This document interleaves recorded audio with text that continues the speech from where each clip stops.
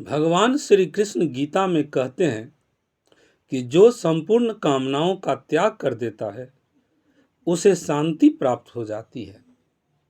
तो बंधुओं, गीता में वह श्लोक है, विहाय कामान्यः सर्वान् पुमांश्चरति निःस्पृहः निर्ममो निरंकारः स शांतिमधिगच्छति। इसका अर्थ हुआ कि जो मनुष्य संपूर्ण कामनाओं का त्याग करके निर्मम हो जाता है, निरहंकार हो जाता है और निष्प्रिय हो जाता है, वह शांति को प्राप्त हो जाता है।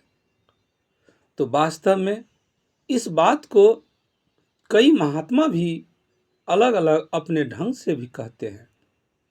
जो बात गीता में श्री कृष्ण कहते हैं उसी बात को कई महात्मा लोग अपने ढंग से कहते हैं। महात्मा बुद्ध भी कहते हैं कि इच्छा ही दुख का कारण है। इच्छाओं का यदि त्याग कर दिया जाए तो दुख समाप्त हो जाएगा। इसी प्रकार इसमें श्री कृष्ण कह रहे हैं कि यदि कामनाओं का त्याग कर दिया जाए तो शांति प्राप्त हो जाएगी। अब जिसको शांति प्राप्त हो जाती है तो वह परम सुख प्राप्त कर लेता है। शांति प्राप्त करना सरल काम नहीं है। यदि आप कामनाओं को बढ़ाते जाएंगे, आपके दुख उतने बढ़ते जाएंगे। इसलिए बंधु कि कामनाओं का त्याग कर देना चाहिए। यदि आप कामनाओं का त्याग करते हैं तो निश्चित रूप से आप ममताहीन हो जाएंगे। आपको किसी चीज के प्रति इतना ममत्व नहीं रह जाएगा और आप उस चीज से होने वाले दुख को छोड़ देंगे। यदि आप कामनाहीन हो जाएंगे तो आप में अहंकार नहीं रह जाएगा, तब आप संभव हो जाएंगे।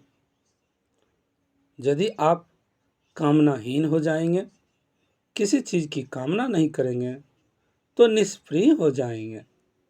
तो बंधुओं, यदि आप इच्छा न करें, कामना न करें तो निश्चित रूप से दुख से हीन हो जाएंगे। चिंता ही नहीं रहेगी तो दुख किस बात की। आप सारी दुनिया को समदर्शी नजर से देखें, आप मित्रवत भाव रखें, आप वसुधैव कुटुंबकम के सिद्धांत पर चलें, सबको एक समान समझें, उपकार की भावना रखें, तो निश्चित रूप से शांति प्राप्त होगी और उसी शांति में परम सुख है। तो बंधु, भगवान श्री कृष्ण गीता में कहते हैं कि जो संपूर्ण कामनाओं का त्याग कर देता है वह परम शांति को प्राप्त कर लेता है। यह बात सही है।